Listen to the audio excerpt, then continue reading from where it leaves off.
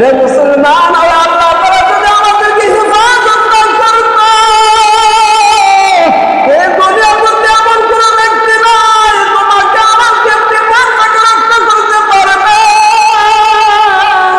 এই দুনিয়ার মধ্যে এমন কোন ব্যক্তি নাই তোমাকে আমাকে অ্যাক্সিডেন্ট থেকে বাঁচাবে।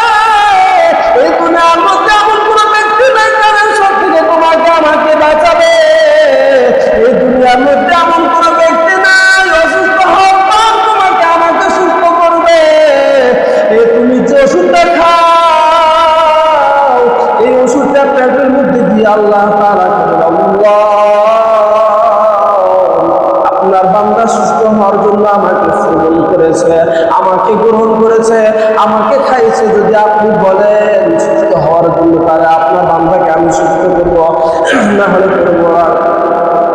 এরপরে যদি আল্লাহ তোমার জন্য